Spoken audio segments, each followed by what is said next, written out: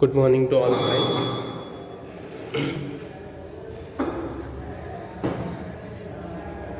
હું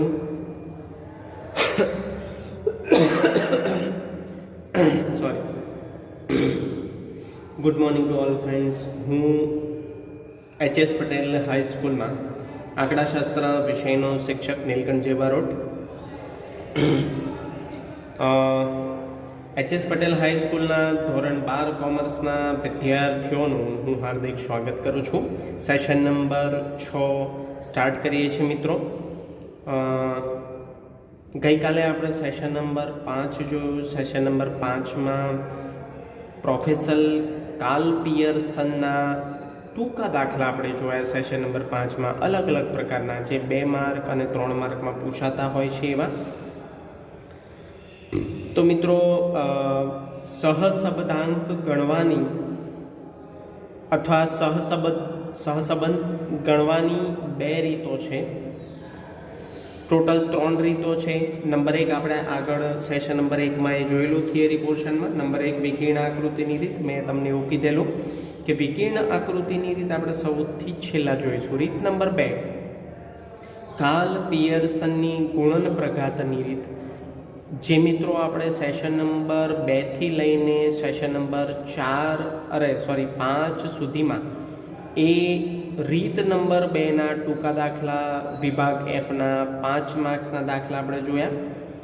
હવે મિત્રો સેશન નંબર 6માં સહસંબંધાંક ગણવાની રીત નંબર 2. આમ જોવા જઈએ તો રીત નંબર 3 થાય. તો રીત નંબર 3 એમનું આખું નામ છે પ્રોફેસર ચાર્લ્સ પિયરમેનની ક્રમાંક સહસંબંધાંકની રીત.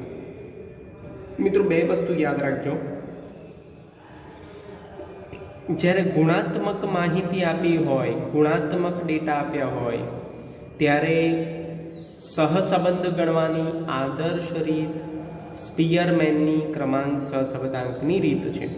પણ જ્યારે સંખ્યાત્મક માહિતી આપેલી હોય ત્યારે સહસંબંધાંક ગણવાની આદર્શ મેથડ પ્રોફેસર કાર્લ પિયર્સનની ગુણન પ્રઘાતની રીત છે.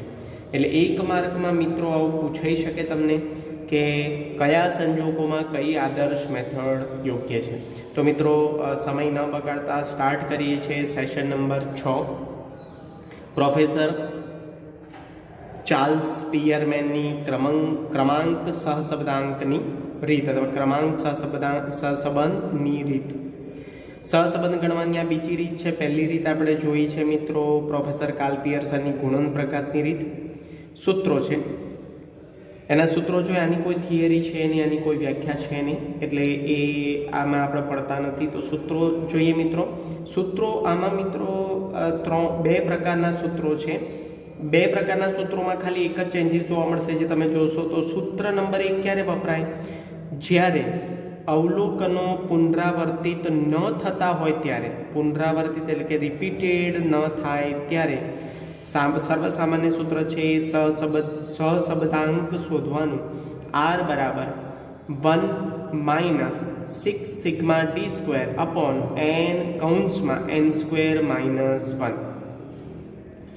મિત્રો બીજા નંબરનું સૂત્ર કયા સંજોગોમાં વપરાય? તો અહીંયા લખેલું છે રેડ પેનથી. જ્યારે અવલોકનો પુનરાવર્તિત થતા હોય ત્યારે, અવલોકનો જ્યારે પુનરાવર્તિત થાય x વેરિયેબલમાં અથવા y વેરિયેબલમાં ત્યારે નીચે પૈકીનું સૂત્ર વપરાશે. R = 1 - 6 કૌંસમાં સિગ્મા d². જો અહીંયા સિગ્મા d² ને અલગ પાડી દીધા છે. સિગ્મા d² + CF કૌંસ પૂરો. મિત્રો યાદ રાખજો, ગણિતમાં ભાગુસબાના નિયમ પ્રમાણે અથવા બોર્ડ માસના નિયમ પ્રમાણે પહેલાં બ્રેકેટ સોલ્વ કરવાનો. એટલે આ બંનેનો સરવાળો કર્યા પછી ગુણ્યા 6 કરવાના.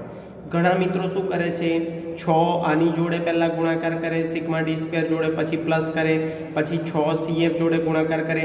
તો મિત્રો તમારો જવાબ તદ્દન ખોટો આવશે. કારણ કે પહેલાં બ્રેકેટ સોલ્વ થાય બોર્ડ માસના નિયમ પ્રમાણે. Board mass bracket of division, multiplication, addition અને સબટ્રેક્શન. ભાગુસબાનો નિયમ અહીંયા નથી ગણતો. બોર્ડ માસ એટલે BO વધારે પડતું અહીંયા આવે છે કે પહેલાં હંમેશા બ્રેકેટ સોલ્વ થાય પછી ભાગુસબાનો નિયમ લાગે. છેદમાં n કૌંસમાં n² - 1. મિત્રો ડી ને આપણે ઇંગ્લિશમાં કહીએ છીએ ડિફરન્શિએશન એટલે તફાવતની રકમ. તો એનું સૂત્ર છે rx માઇનસ ry. rx ને આપણે કહીએ છીએ ચલ x ને આપેલ ક્રમાંક, ry ને કહીએ છીએ ચલ y ને આપેલ ક્રમાંક. cf નો મતલબ થાય છે સુધારો, કરેક્શન ફેક્ટર. cf ને ઇંગ્લિશમાં કહેવાય છે કરેક્શન ફેક્ટર, એને સુધારો પણ કહેવાય છે અને એને પ્યોર ગુજરાતી એવું થાય છે અવલોકનમાં ગાંઠ. એની થિયરી પણ આવશે મિત્રો આગળ, જ્યારે આપણે થિયરી પોર્શન જોઈશું ત્યારે. અવલોકનમાં ગાંઠની ટૂંકનોંધ પણ પૂછાય છે 2 માર્કમાં, અથવા 1 માર્કમાં એની સમજૂતી પણ પૂછાય છે. CF નું સૂત્ર મિત્રો, અહીંયા CF નું અલગથી સૂત્ર આવશે, તો CF નું સૂત્ર પણ 1 માર્કમાં પૂછાય છે. મોસ્ટ IMP પોઈન્ટ છે આ. CF ના સૂત્રમાં ઘણા બધા મિત્રો બહુ મિસ્ટેક કરે છે. કેમ સમજીએ આપણે. CF નું એક્ચ્યુઅલ સૂત્ર શું છે? CF is equal to sigma. આ સિગ્મા લગાવવાનું ભૂલી જાય છે બધા. સિગ્મા કૌંસમાં m³ માઇનસ m અપોન 12. જો મિત્રો ધ્યાન રાખજો, m³ છે, m ઘાત નથી, m³ માઇનસ m છેદમાં 12. જ્યાં m ને આપણે શું કહીએ છીએ?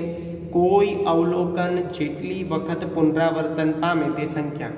સીધી વસ્તુ છે. આ સૂત્ર ત્યારે જ વપરાય જ્યારે અવલોકનો પુનરાવર્તિત થતા હોય, બરાબર છે. પણ આ કૌંસ પહેલા સોલ્વ કરીને પછી એનો સિગ્મા કરીએ ત્યારે CF ગણાય. જ્યારે ઘણા બધા વિદ્યાર્થી મિત્રો ભૂતકાળના સમયમાં એવી ભૂલ બોર્ડની પરીક્ષામાં કરીને આવ્યા છે કે જ્યારે CF નું સૂત્ર પૂછે ત્યારે આ સિગ્મા લખવાનું ભૂલી જાય, તો CF નું આખું સૂત્ર ખોટું પડે, 1 માર્ક બેઠો આપણો જાય, અડધો માર્ક બી ન મળે. એટલે મોસ્ટ IMP પોઈન્ટ કહું છું આને. CF નું સૂત્ર યાદ રાખવાનું અને એની પ્રક્રિયા આપણે દાખલામાં જોઈશું. તો મિત્રો આ પ્રોફેસર ચાર્લ્સ સ્પિયરમેનની ક્રમાંક સહસંબંધાંકની રીતમાં આટલી જ સમજૂતી છે. હવે આપણે દાખલા જોઈશું મિત્રો. આમાં 3 પ્રકારના દાખલા હોય છે. નંબર 1, ક્રમ આપણે જાતે આપવાના હોય. નંબર 2, ક્રમ દાખલામાં આપેલા હોય. અને નંબર 3, રિપીટેડ મેથડ, એટલે કે આપણે જોઈએ છે રિપીટેડ મેથડ એટલે અવલોકનો પુનરાવર્તિત થતા હોય ત્યારે. તો 3 પ્રકારના દાખલામાં હું તમને કહેતો જઈશ કે આ કયા પ્રકારનો દાખલો છે, આમાં કેવી રીતના જોવાનું છે. તો મિત્રો સેશન નંબર 5માં આપણે દાખલા નંબર 20 જોયેલો ટૂંકા દાખલા પૈકી. હવે દાખલા નંબર 21 કન્ટિન્યુઅસ ફોર્મેટમાં, દાખલા number 21 reference PB practice book વિભાગ F દાખલા નંબર 14. તો મિત્રો સ્ટાર્ટ કરીએ છીએ.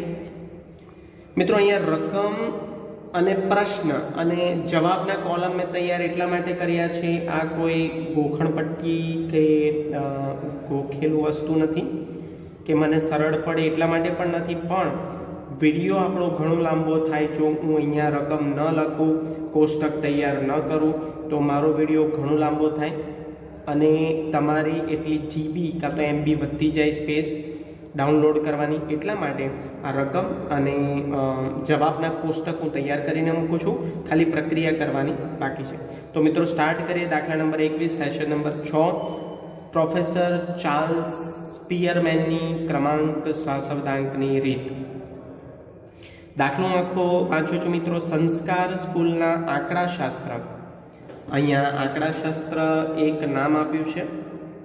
તો આંકડાશાસ્ત્ર અને નામા પદ્ધતિ એટલે 2 ડેટા આપ્યા આપણને. ચલ x ને આપણે આંકડાશાસ્ત્ર કહીશું જે અહીંયા લખેલું છે, અને ચલ y ને આપણે નામા પદ્ધતિમાં મેળવેલ ગુણ કહીશું. વિષયના શિક્ષકે તેમની શાળાના વિદ્યાર્થીઓમાંથી 8 વિદ્યાર્થીઓ, મિત્રો જો 8 વિદ્યાર્થીઓ એટલે નંબર ઓફ ઓબ્ઝર્વેશન. અહીંયા જે આપણે સૂત્ર લખ્યું n, એ n નો મતલબ અહીંયા લખવાનું ભૂલી ગયો. n બરાબર અવલોકનની સંખ્યા, એને આપણે ઇંગ્લિશમાં કહીએ છીએ નંબર ઓફ ઓબ્ઝર્વેશન. તો કન્ફ્યુઝ ના થતા. 8 વિદ્યાર્થીઓનો નિદર્શ લઈ બંને વિષયોમાં વિદ્યાર્થીઓની આવડત વચ્ચેનો સંબંધ જાણવા નીચે મુજબ માહિતી એકઠી કરી છે. આ પ્રશ્નમાં 3 ડેટા આપણને આપ્યા છે. વિદ્યાર્થીનું નામ આપ્યું છે ABCD EFGH. આપણે કાઉન્ટિંગ કરીએ આને તો 1 2 3 4 5 6 7 8 એટલે n બરાબર 8 અહીંયા લખી દેવાના. મિત્રો એક્સનું અને વાયનું ટોટલ અહીંયા કરવાનું હોતું નથી, કારણ કે આ ક્રમાંક સહસંબંધાંક છે. તો ધ્યાન રાખજો. આંકડાશાસ્ત્રના ગુણ આપેલા છે. એક્સ વેરિયેબલના ગુણ 62, 75, 50, 45, 86, 70, 40, 35. નામા પદ્ધતિમાં મેળવેલ ગુણ વિદ્યાર્થીઓએ મેળવેલ ગુણ આપ્યા છે વાય વેરિયેબલ સ્વરૂપે 48, 50, 65, 55, 90, 75, 40 અને 38. તો મિત્રો નીચે માહિતી જો આપી છે. આ માહિતી પરથી વિદ્યાર્થીઓને મળતા આંકડાશાસ્ત્રના ગુણ અને નામા પદ્ધતિના ગુણ વચ્ચે ક્રમાંક સહસંબંધાંક ગણો. એટલે આપણે ક્રમાંક સહસંબંધાંક એટલે કે આર શોધવાનો છે, સ્મોલ આર. તો મિત્રો જોઈએ જવાબ સ્વરૂપે અહીંયા કેટલા ડેટા આપણે જોઈશે. બધામાં સરખું જ આવશે. R X R Y, 2 column. D differentiation એટલે કે તફાવત, ડી બરાબર R X minus R Y થાય. મિત્રો આ ધ્યાન રાખજો, ઘણી જગ્યાએ મેં એવું જોયું છે કે વિદ્યાર્થી મિત્રો આમાં ભૂલ કરે છે. ડી બરાબર હંમેશા આર એક્સ પહેલાં આવે ને આર વાય પછી આવે, નહીં કે આર વાય પહેલાં આવે ને પછી આર એક્સ આવે. એવું ના કરતા ભૂલથી. એક્સ વેરિયેબલને આપેલ ક્રમ જેને આપણે આર એક્સ કહીએ છીએ એ સૌથી પહેલાં લેવાનો છે. એમાંથી માઇનસ કરાવવાનું છે આર વાય, વાય ચલને આપેલા ક્રમ. અને પછી ડી સ્ક્વેરનો મતલબ થાય છે ડી ઇન્ટુ ડી, જે બહુ અગત્યનો છે. મિત્રો આ ડીનું જે ટોટલ છે એ હંમેશા સિગ્મા ડી કેવો હોવો જોઈએ, તો એ આપણે જોઈશું આગળ.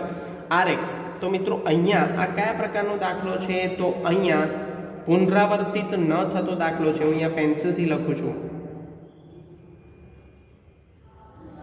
અહીંયા કોઈ ડેટામાં તમે પુનરાવર્તન જોઈ શકો છો. જો 62 કોઈ જગ્યાએ જોવા મળે છે, 75 અહીંયા. આ જ એક્સ વેરિયેબલમાં જ જોવાનું. પછી એક્સ વેરિયેબલના ડેટા વાય વેરિયેબલમાં આપણે નથી જોવાના. અહીંયા કોઈ જગ્યાએ પુનરાવર્તન નથી જોવા મળતું. પછી તમે એવું કહો સર એક્સ વેરિયેબલના 40 એ વાય વેરિયેબલમાં પુનરાવર્તિત થાય છે, તો મિત્રો એ પ્રકારે નથી જોવાનું. આપણે કોઈ પણ એક ડેટા જોવાના છે જેમાં પુનરાવર્તન થતું હોય. આ 40 બે વખત પુનરાવર્તન થાય, પણ બંનેના ચલો અલગ છે. એક્સ વેરિયેબલ એ સ્વતંત્ર ચલ છે, વાય વેરિયેબલ એ પરતંત્ર ચલ છે. એટલે બંનેને મર્જઅપ નથી કરવાનું. એક્સ વેરિયેબલમાં જ પુનરાવર્તન જોવાનું છે. એક જ પ્રકારના ડેટા એકથી વધુ વખત પુનરાવર્તિત થતા હોય તો, અને વાય વેરિયેબલમાં પણ એવી રીતે જોવાનું છે. બંનેને મર્જઅપ કરવાના નથી. તમારે એવું નથી જોવાનું કે 50 બે વખત પુનરાવર્તન થાય, એ બિલકુલ નથી જોવાનું. એક જ કોલમમાં જોવાનું છે. પુનરાવર્તિત ન થતા અવલોકન. અહીંયા લખું છું પેન્સિલથી. પુનરાવર્તિત ન થતા અવલોકન વાળો આ દાખલો છે. એટલે અહીંયા પેલું સૂત્ર નંબર 1 વપરાશે, સાદું સૂત્ર આપણું. તો મિત્રો સ્ટાર્ટ કરીએ છીએ દાખલો. સૌથી પહેલાં આર એક્સ, એટલે આર એક્સને મારે ક્રમ આપવાના છે. મિત્રો બહુ જ ધ્યાનથી સમજજો. તમારે ક્રમ ઉતરતો ક્રમ આપવાનો છે. ઉતરતો ક્રમ એટલે શું? સૌથી મોટા ડેટાને 1 નંબર આપવાનો, પછી ક્રમાનુસાર જેમ જેમ ડેટા ઘટતા જાય એમ તમારો નંબર વધતો જાય. બરાબર? તો જો અહીંયા અત્યારે ફક્ત આપણે ક્યાં ધ્યાન આપવાનું છે? આંકડાશાસ્ત્રના ગુણમાં. કારણ કે આપણે આર એક્સ એટલે કે રેન્ક ઓફ એક્સ વેરિયેબલ, ઇંગ્લિશમાં આર એક્સને શું કહેવાય? Rank of x variable. તો આપણે રેન્ક કોને આપવાની છે? એક્સ વેરિયેબલને. તો વાય વેરિયેબલને મેં ઢાંકી દીધો છે, એટલે આપણી ભૂલ થાય નહીં. તો સૌથી મોટો ડેટામાં કયો છે? અવલોકન. સૌથી મોટી અવલોકનની કિંમત 86, તો એને આપો 1 નંબર. પછી એના પછીની નાની કિંમત કઈ છે? તો 75, એને આપો 2 નંબર. બહુ જ શાંતિથી, ઉતાવળ નહીં કરવાની. 70, એને આપો 3 નંબર. પછી 70 પછી નાની કિંમત કઈ છે? 62, તો એને આપો 4 નંબર. પછી એના પછીની નાની કિંમત કઈ છે? તો 50, એને આપો 5 નંબર. પછી એના પછીની નાની કિંમત કઈ છે? 45, તો એને આપો 6 નંબર. પછી એના પછીની નાની કિંમત 40, તો એને આપો 7 નંબર. અને 35, 8 નંબર. તો મિત્રો હવે એક્સ વેરિયેબલને ઢાંકી દેવાના છે. મિત્રો એ ધ્યાન રાખજો, અહીંયા એન બરાબર વેરીફાઈ થવા જોઈએ. જો પુનરાવર્તન ન થતા હોય ત્યાં જ આ વેરીફાઈ થશે, બીજા બધામાં વેરીફાઈ થાય નહીં.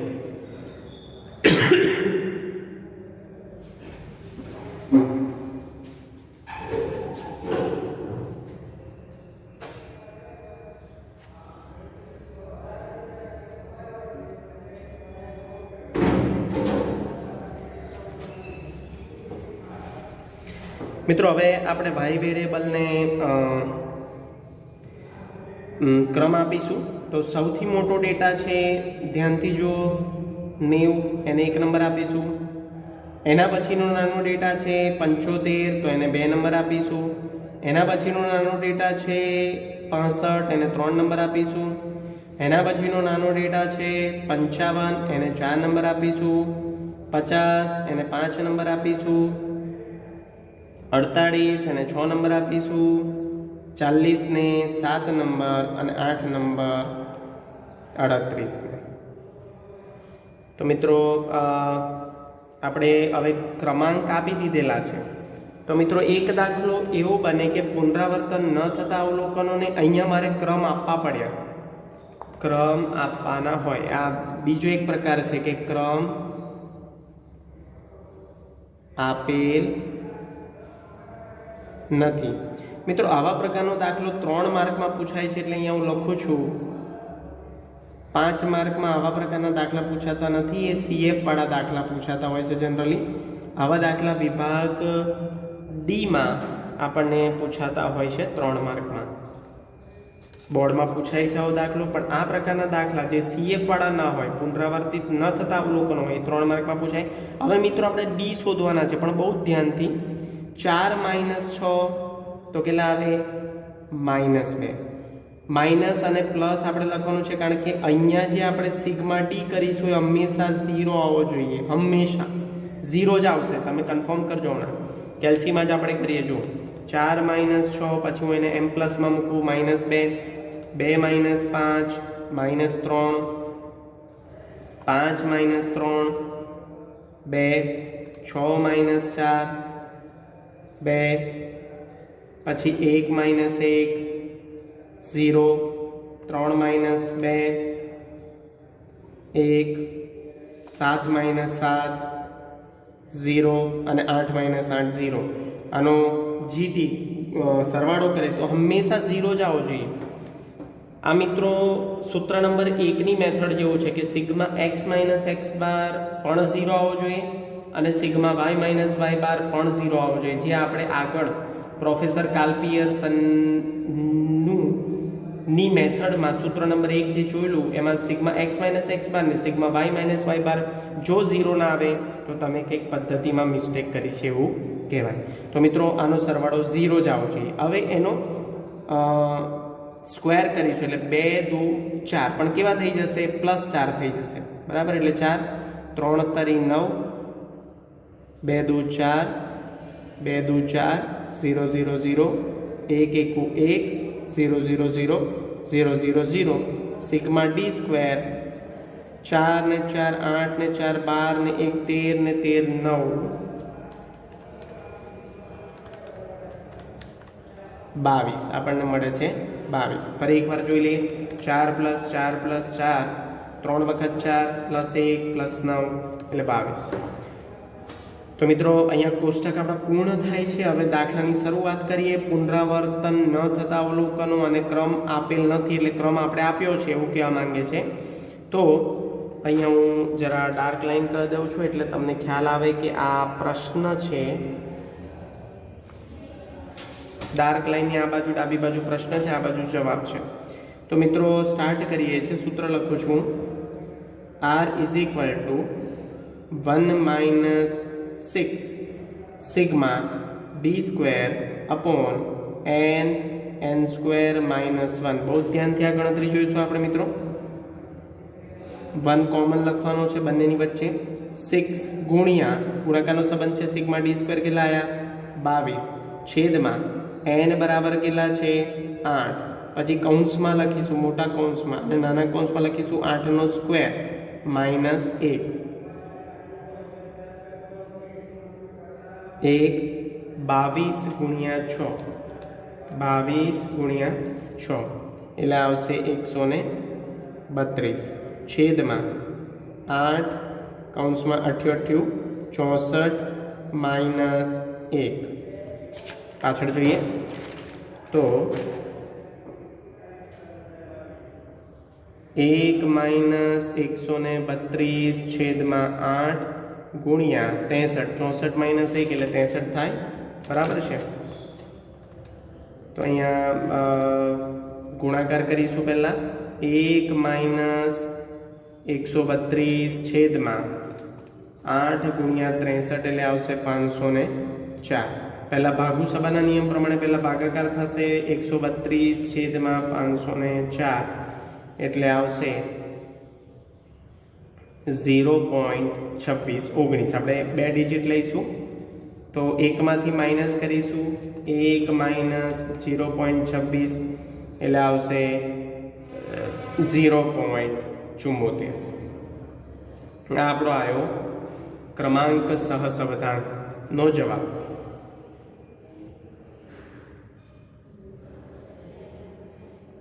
क्रमांक सहसंबंधांकनो जवाब। तो मित्रों 0.74 अहींया जो अर्थघटन लखवानुं थाय तो अर्थघटन आम तो जरूरी नहीं, जो लखवानुं कीधुं होय तो छतांय आपणे लखीए छीए अहींया अर्थघटन के अर्थघटन में आंकड़ाशास्त्रना गुण अने नामापद्धतिना गुण 0.74 एटले केवा प्रकारनो संबंध कहेवाय बंने वच्चे। अहीं लखीए आपणे R बराबर 0.74 जोवा मळे छे, जे 1 नी नजीक होवाथी पहला एक्स वेरिएबलनुं नाम लखवानुं छे, आंकड़ा शास्त्रना गुण अने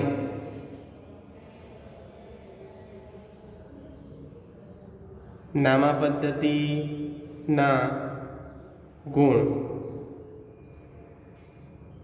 वच्चे। मित्रों 0.75 अथवा एनाथी उपर होय 0.99 सुधी तो आपणे एवुं लखीए छीए, शुं लखीए छीए વધુ ગાઢ ધન સહસંબંધ। પણ અહીંયા 0.74 છે એટલે આપણે લખીશું વચ્ચે ગાઢ ધન સહસંબંધ જોવા મળે છે। એટલે કે તમે જો आ साम्यता जोवा मळे छे 8 8 7 7 पछी 1 1 घणी बधी साम्यता जोवा मळे छे। एटले के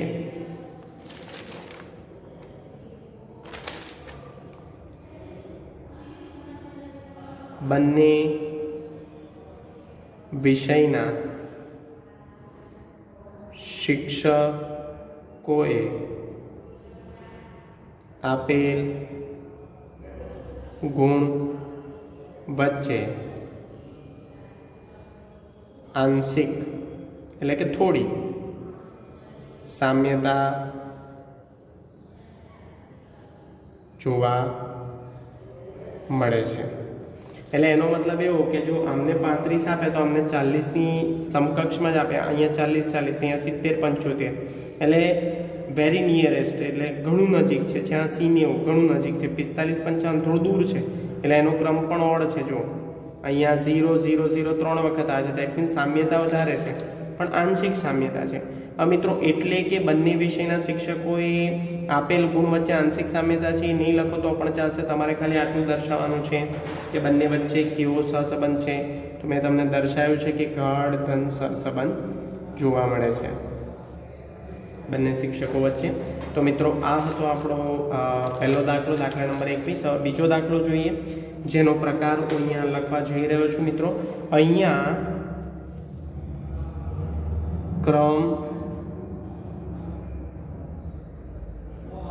આપેલા છે એવા પ્રકારનો દાખલો છે। જો ક્રમ આપેલા છે મિત્રો, આ દાખલો મેં ટેક્સ્ટ બુકમાંથી, કારણ કે પ્રેક્ટિસ બુકમાં આવો સિમ્પલ દાખલો નથી, પણ એવો દાખલો પણ બોર્ડમાં પૂછાઈ શકે જેના ઓલરેડી ક્રમ આપેલા હોય। કારણ કે 3 માર્કમાં આવો દાખલો પૂછાતો હોય છે, એટલે હું અહીંયા લખું છું કે 3 માર્કમાં વિભાગ ટીમાં આવો દાખલો પૂછાતો હોય છે કે ઓલરેડી જેનો ક્રમ આપેલો હશે તમને, એટલે કે તમારે RX અને RY કરવાની જરૂર નથી। આ પ્રશ્ન છે। જો મિત્રો અહીંયા મેં પ્રશ્ન લખેલો છે, હું અહીંયા હાઇલાઇટ કરું છું। આ ડબલ લાઇનિંગ કરી છે એની ડાબી બાજુ આખો પ્રશ્ન છે જે તમને ટેક્સ્ટ બુકમાં આપેલો છે. તો મિત્રો શાંતિથી જોઈએ દાખલા નંબર 22 કન્ટિન્યુઅસ ફોર્મેટમાં રેફરન્સ TB એટલે કે ટેક્સ્ટ બુક ઉદાહરણ નંબર 17. મિત્રો મગજમાં એવું ચિત્ર ઊભું ના કરતા કે ઉદાહરણમાંથી લીધો છે એટલે ગોખણ પટ્ટી છે, ના, એવું નથી. આ પ્રકારનો દાખલો પ્રેક્ટિસ બુકમાં એક પણ નથી જેમાં ઓલરેડી ક્રમ આપેલા હોય. એટલે મારે અલગ અલગ પ્રકારના દાખલા તમને શીખવાડવા છે, એટલા માટે આ દાખલો લીધેલો છે. Page number 87. આ દાખલો પ્રમાણમાં બહુ જ સરળ છે, કારણ કે અહીંયા આપણી 2 કોષ્ટકની મહેનત ઓછી થઈ જાય છે. અત્યાર સુધી પાછળના દાખલામાં આપણે શું કર્યું, RX અને RY લખ્યા. આના આધારે અહીંયા RX અને RY આપેલા જ છે ઓલરેડી, જો બરાબર. એટલે આપણે 2 જ કોષ્ટક જવાબમાં તૈયાર કરવાના થશે, D અને D². તો રકમ વાંચીએ, સ્ટાર્ટ કરીએ. 3 માર્ક્સનો દાખલો. જુદી જુદી બ્રાન્ડના મોબાઈલ ફોનનું વેચાણ કરતી એક વિવિધ શાખા ધરાવતી દુકાનના માલિકે મોબાઈલ ફોનના એક નિષ્ણાત વ્યક્તિને 10 જુદા જુદા મોબાઈલ ફોનના કેમેરા, 10 જુદા જુદા મોબાઈલ એટલે n બરાબર 10 છે મિત્રો, અહીંયા લખેલા જ છે. અહીંયા આપણે RX અને RY નું ટોટલ મારવાનું નથી. બીજી એક વસ્તુ, સિગ્મા D એટલે કે D નું જે ટોટલ આવે હંમેશા 0 જ થવું જોઈએ અહીંયા, સિગ્મા D બરાબર. તો એ બાબતનું પણ બહુ જ ધ્યાન રાખીશું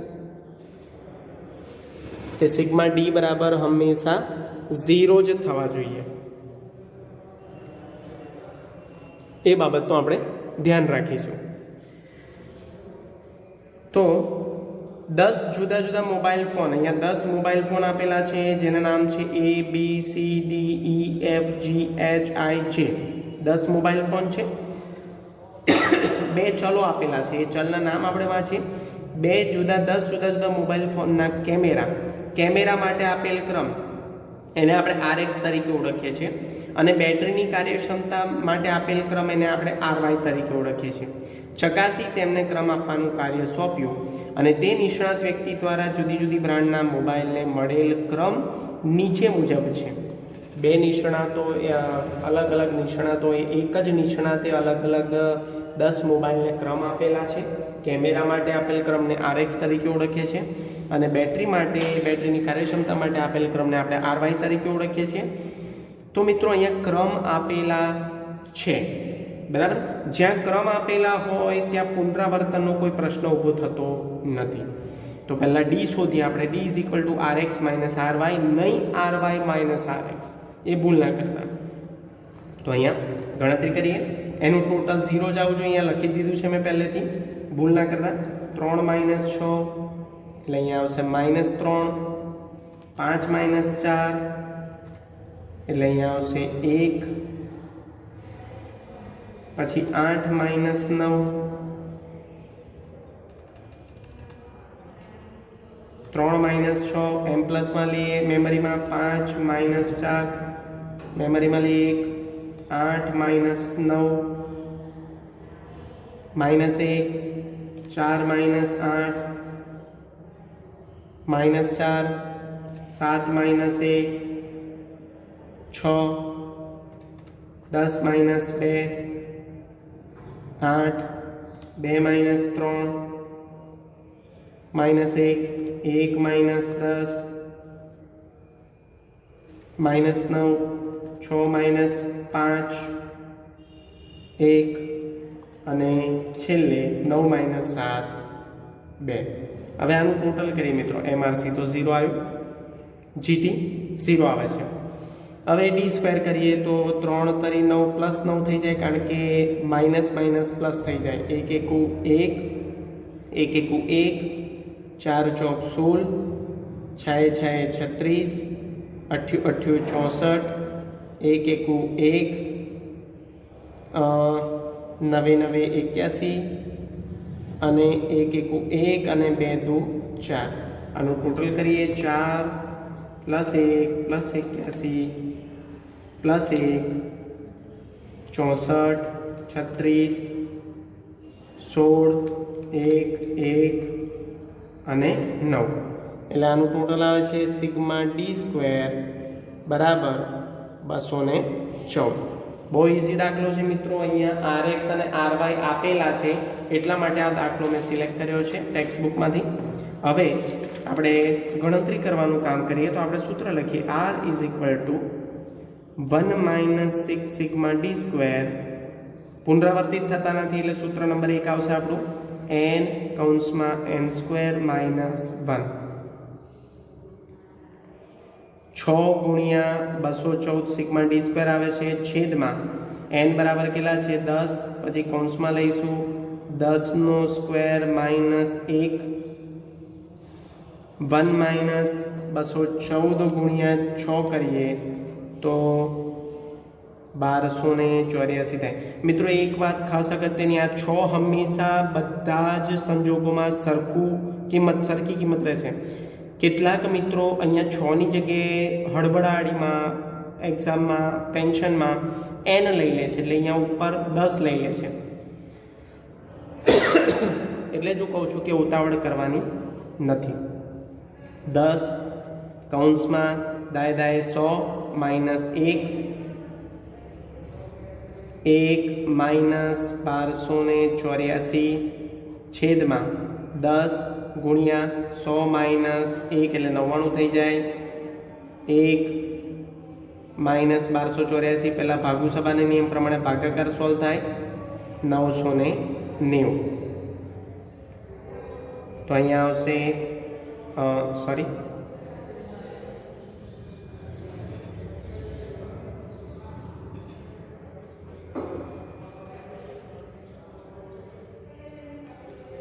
1284 ભાગ્યા 990 એટલે આવશે 1.30 1.2969 છે એટલે 1.30 લીધા એટલે અહીંયા જવાબ માઇનસમાં આવશે -0.30. જ્યારે જવાબ માઇનસમાં આવે ને તો એ બંનેના ક્રમ વચ્ચે સામ્યતા બિલકુલ જોવા મળતી નથી, એવો થાય મિનિંગ. બરાબર છે? એટલે આપણને R મળી ગયા. R બરાબર -0.30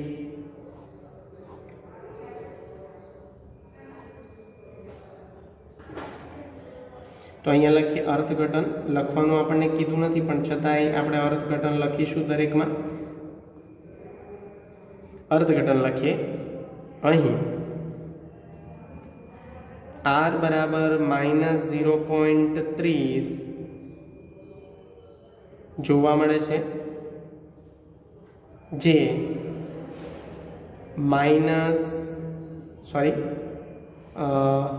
જે 0ની નજીક હોવાથી આપણા નામ કયા હતા તો કેમેરા માટે નિર્ણાયકે આપેલ ક્રમ અને બેટરીની કાર્યક્ષમતા માટે આપેલ ક્રમ વચ્ચે 0.30 છે એટલે આપણે લખીએ આંશિક. ધન કે ઋણ તો ઋણ, કેમ માઇનસનું ચિહ્ન છે. આંશિક ઋણ સહસંબંધ જોવા મળે છે. બસ આટલું લખો તો પણ ઇનફ છે. આંશિક ઋણ સહસંબંધ, પણ ધન ના લખતા કારણ કે માઇનસમાં ચિહ્ન છે. બરાબર છે? તો આ હતો આપણો બીજો દાખલો, દાખલા નંબર 22 ટેક્સ્ટબુકનો. હવે મિત્રો ટેક્સ્ટબુકનો એવા જ પ્રકારનો એક દાખલો છે જેમાં આ દાખલો બોર્ડમાં 2019માં કદાચ 2019 કે 20માં પૂછાયેલો દાખલો છે. આ પણ 3 માર્કનો દાખલો છે. પણ મિત્રો આમાં કન્ફ્યુઝિંગ ટ્રેન્ડ એટલા માટે છે કે અહીંયા ડેટાને ઓડ એન્ડ ઇવન ફોર્મમાં આપ્યું છે, જે આપણે વ્યવસ્થિત ગોઠવવાનો છે. એટલે જ મેં આખો પ્રશ્ન લખેલો છે. ટેક્સ્ટબુકમાં દાખલો છે, તમે જોશો એટલે તમને ખ્યાલ આવશે જ. પણ છતાં પણ હું અહીંયા એ દાખલો કરાવું છું, કારણ કે આ મને મોસ્ટ ટાઈમથી દાખલો લાગ્યો છે. તો મિત્રો સ્ટાર્ટ કરીએ. દાખલા નંબર 23, રેફરન્સ ટેક્સ્ટ બુક, દાખલા ઉદાહરણ નંબર 19, પેજ નંબર 89 પર છે. 3 માર્કમાં દાખલો પૂછાયેલો છે બોર્ડમાં. એક સંગીત સ્પર્ધામાં 5 ગાયકો ABCD અને E ને તેમની ગીત ગાવાની કુશળતાને આધારે 2 નિર્ણાયકો મૂલવે છે. મૂલવે છે એટલે એમને ક્રમ આપે છે. નિર્ણાયકોને આપણે જજીસ કહી શકીએ, તમને ખબર છે ને. સિંગિંગની સ્પર્ધા હોય છે, બરાબર. રિયાલિટી શોઝમાં તમે જોવો છો, સુપરસ્ટાર હોય, પછી આ પેલું ઇન્ડિયન આઇડલ હોય, એમાં જે સિંગરો હોય એ નિર્ણાયક તરીકે બેઠેલા હોય ને સામે જજ બેઠેલા હોય નિર્ણાયક તરીકે, અને સિંગર જે અલગ અલગ સ્ટેટમાંથી આવ્યા હોય એ લોકો સિંગિંગ કરતા હોય. એને આધારે એ 5 ગાયકોએ સ્પર્ધામાં ભાગ લીધો છે, જેમના નામ અહીંયા આપેલા. જો તમને એવું થાય કે સર આ તો ક્રમ આપેલો છે, નિર્ણાયક 1 અને 2, એટલે અહીંયા જજ 2 જ છે. ધારો કે લતા મંગેશકર ને મોહમ્મદ રફી, બરાબર. આ એક્ઝામ્પલ લઈએ કે લતા મંગેશકર અને મોહમ્મદ રફી એક ક્રમ આપેલા છે એમને, 1 2 3 4 ક્રમ વડે માહિતીને ગોઠવી છે. આ માહિતીને આપણે ઉલટાવવાની છે. તો જોઈએ પહેલા ગાયકો કેટલા છે? 5. તો ગાયકોને આપણે અહીંયા પહેલા કોલમમાં લખીએ. ગાયકો ABCD અને E, 5 ગાયકો થઈ ગયા, બરાબર.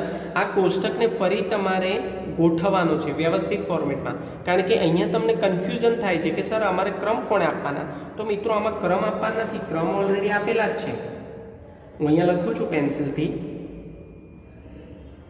ક્રમ આપેલા છે, એવો દાખલો છે આ, બરાબર. ક્રમ આપેલા છે પણ એને ફોર્મેશન વ્યવસ્થિત ગોઠવવાનું છે. ક્રમના આધારે નિર્ણાયક 1 અને 2. હવે હું અહીંયા લખું છું નિર્ણાયક 1 એ આપેલ ક્રમ. ધારો કે લતા મંગેશકરે આપેલ ક્રમ, જેને આપણે RX તરીકે ઓળખીએ, એક્ઝામ્પલ 4. અને નિર્ણાયક 2 એટલે કે જજ આપેલ ક્રમ, એટલે કે મોહમ્મદ રફી આપેલ ક્રમ, જેને આપણે RY તરીકે ઓળખીએ. હવે મિત્રો બહુ જ ધ્યાન રાખજો, અહીંયા એને ધ્યાનમાં લેવાના છે. જો નિર્ણાયક 1 એને કયો ક્રમ આપ્યો છે, અહીંયા જો ધ્યાનથી, બહુ જ ધ્યાનથી સમજજો. અહીંયા ડેટાને તમારે ફરીથી ક્લાસિફિકેશન કરવાનું છે. એનું શું કહેવાય કે વ્યવસ્થિત સ્વરૂપમાં એને માહિતી ગોઠવવાની છે. નિર્ણાયક 1 એને બીજો ક્રમ આપ્યો છે, તો અહીંયા 2 નંબર લખી દઈએ. નિર્ણાયક 1માં લખજો, 2 નંબર. ક્રમ 2 નિર્ણાયક A ને આપેલો છે, અને નિર્ણાયક 2 એને કયો નંબર આપ્યો છે? 4, તો અહીંયા લખી દો 4. ખબર પડી? હવે નિર્ણાયક B ને Bમાં જોઈએ તો નિર્ણાયક 1 B ને કયો નંબર આપ્યો છે? 3, તો અહીંયા લખી દો 3. અને નિર્ણાયક 2 B ને કયો ક્રમ આપ્યો છે? B ના ડેટા જો 1 નંબર, તો અહીંયા લખી દો 1 નંબર, બરાબર. પછી C ને શોધીએ આપણે. તો નિર્ણાયક 1 C ને કયો નંબર આપ્યો છે? 1, તો અહીંયા લખી દો 1. અને નિર્ણાયક 2 કયો નંબર આપ્યો છે? 2, તો અહીંયા લખી દો 2. પછી નિર્ણાયક 1 D ને કયો નંબર આપ્યો છે? તો નિર્ણાયક 1 ના રોમાં જોઈએ તો 5 નંબર આપેલો છે. અને નિર્ણાયક 2 કયો નંબર આપ્યો છે? 3. પછી નિર્ણાયક 1 E જે સિંગર છે E, એને કયો નંબર આપ્યો છે? 4, તો અહીંયા લખીએ 4. અને નિર્ણાયક 2 E ને નંબર આપ્યો છે 5. તો મિત્રો આ વ્યવસ્થિત ડેટા આપણા થયા. આ ડેટા પ્રમાણે આપણે દાખલો ગણીશું તો ક્યારેય જવાબ નહીં આવે. એટલે આ દાખલો મેં લીધો છે, કારણ કે આ દાખલો 2 વાર બોર્ડમાં વિભાગ ડીમાં 3 માર્કમાં પૂછાયેલો છે. બહુ જ અગત્યનો દાખલો છે બહુ સિમ્પલ, પણ એને ક્લાસિફાઈડ જે કરવાનો છે, કોષ્ટક જે ક્લાસિફિકેશન કરવાના છે, એ થોડું પ્રમાણમાં લોજિક માંગી લેવું છે. હવે મિત્રો તમને ખબર છે એ પ્રમાણે RX અને RY પછી આપણે શું કરવાનું છે? D શોધવાનો છે. तो डी नो मतलब सूत्र थाय छे rx - ry અને સિગ્મા ડી હંમેશા કેવા આવવા જોઈએ 0 બરાબર અહીંયા લખી દીધા છે મેં તો 2 - 4 એટલે -2 અહીંયા મોડે કરું છું 3 - 1 +2 1 - 2 -1 5 - 3 -2 4 - 5 -1 -1 -1 -2 तो मित्रों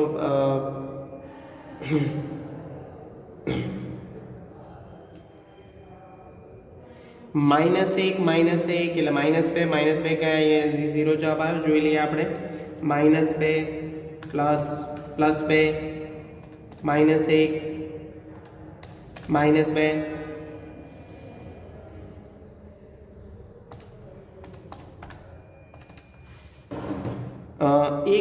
-1 5 माइनस अहीं प्लस आवे छे मित्रों ध्यान रखજો आ प्लस छे 5 - 3 मारी भूल थई छे -2 ની જગ્યાએ +2 आवे छे तो -1 +2 गया minus minus plus minus minus ए 0 आवे छे जा अहीं आपणे लखीशुं हवे d2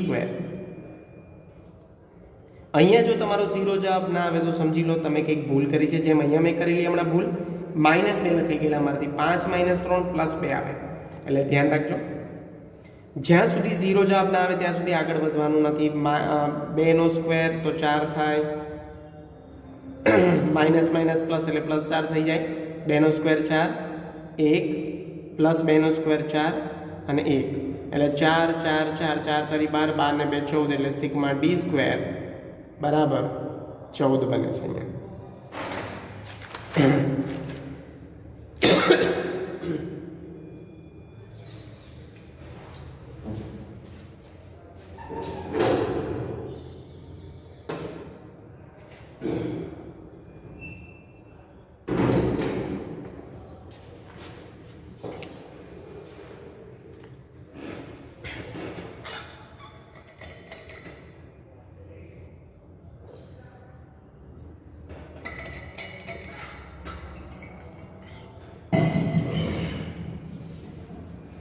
सॉरी मित्रों एन बराबर अहीं लखी नाखीए 1 2 3 4 5 5 स्पर्धकोए गायकनी कॉम्पिटिशन में स्पर्धा गायकोनी कॉम्पिटिशन में संगीत स्पर्धा में भाग लीधो छे 5 गायको छे એટલે n बराबर 5 हवे अहीं आपणे सूत्र लखीए छे આપણે શોધવાનું છે કે આ બંને નિર્ણાયકો અહીંયા લખેલું છે જો આ પરથી બંને નિર્ણાયકોના નિર્ણયો વચ્ચેની સામ્યતા क्रमांक सहशब्दांक परथी शोधो तो r बराबर पुनरावर्तन थतुं नथी એટલે सूत्र नंबर 1 आवशे 6 sigma d square upon n square minus 1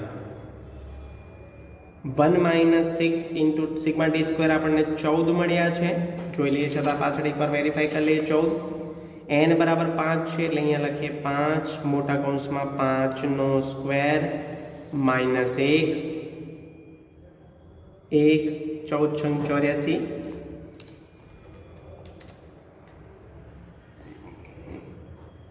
5 पांचों पांचों 25 माइनस 1 84 5 गुणिया 24 24 पंचा 120 लगभग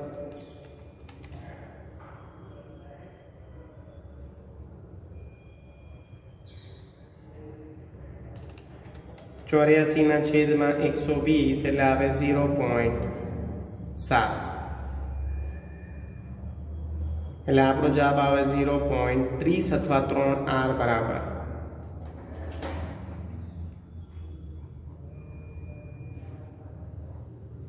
प्लस में छे एटले धन सहसंबंध अने अंशतः कारण के 0.3 छे तो अर्थघटन लखीशुं अहींया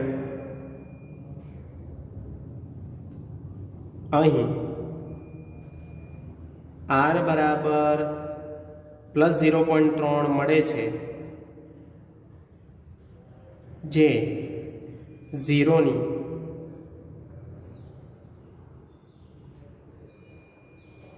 खूब नजीक होवाथी निर्णायक 1 ए आपेल क्रम અને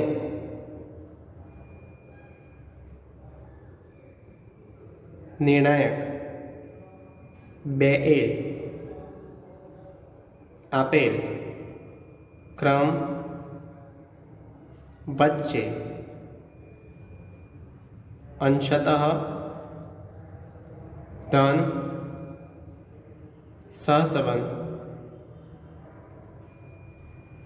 જોવા મળે છે. એટલે કે બંને નિર્ણાયકો,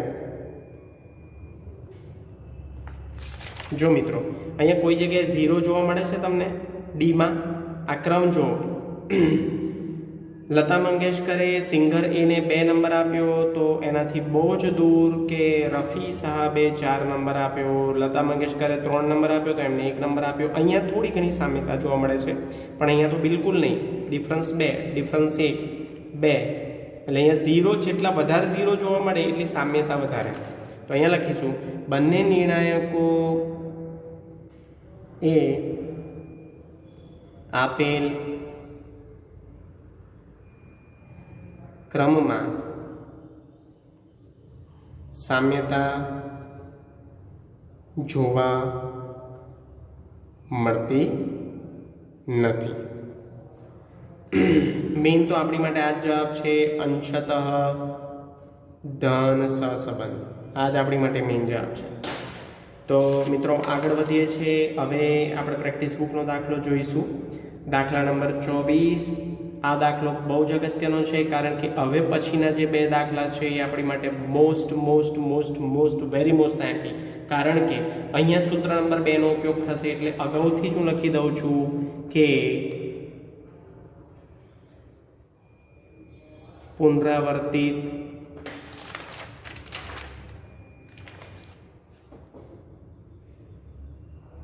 થતા હોય, એટલે કે અવલોકનો પુનરાવર્તિત થતા હોય એવો દાખલો છે. એટલે અહીંયા સૂત્ર નંબર 2 વપરાશે.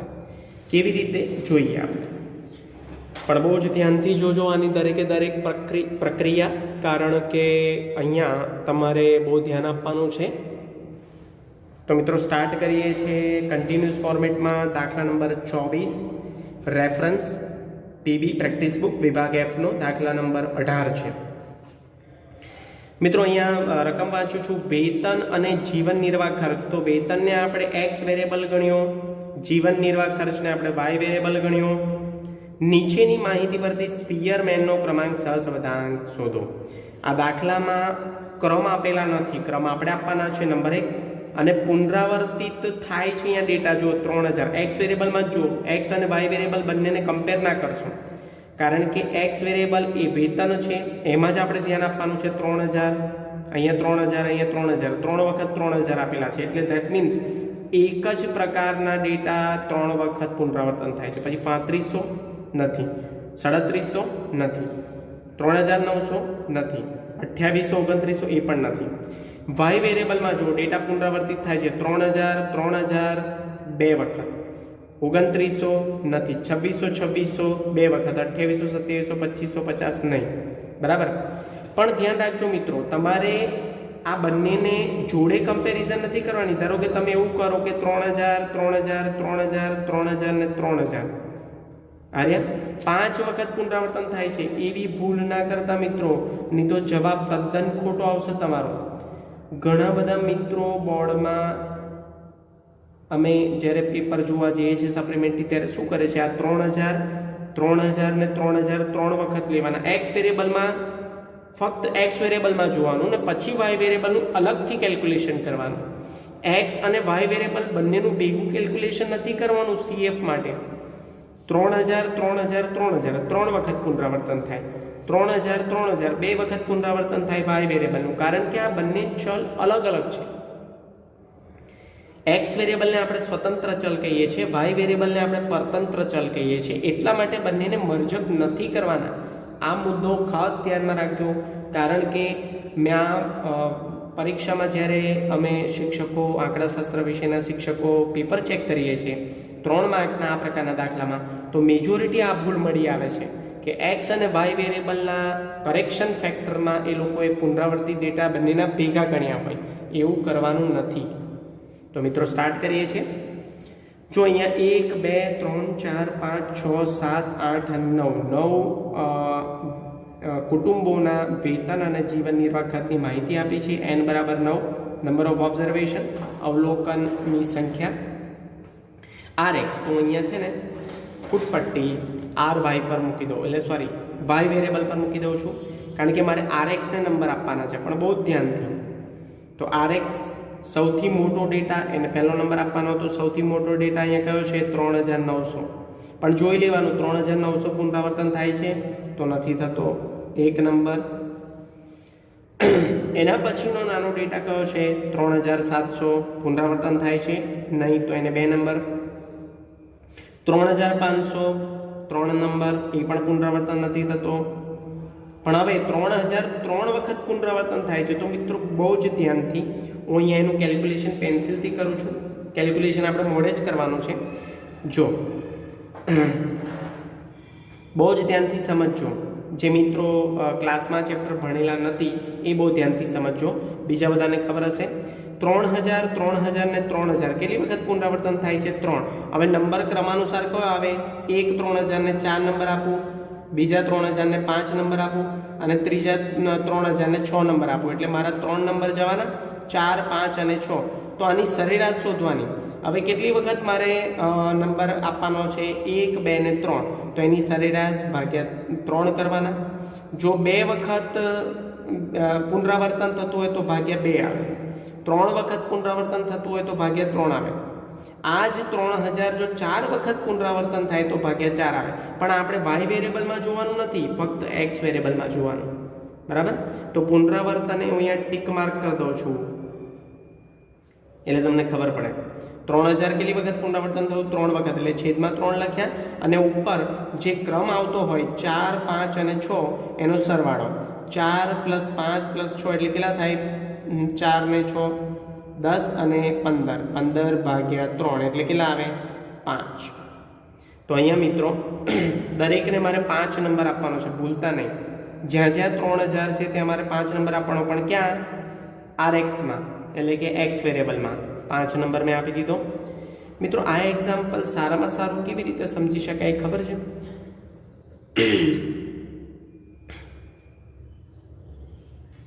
બોર્ડમાં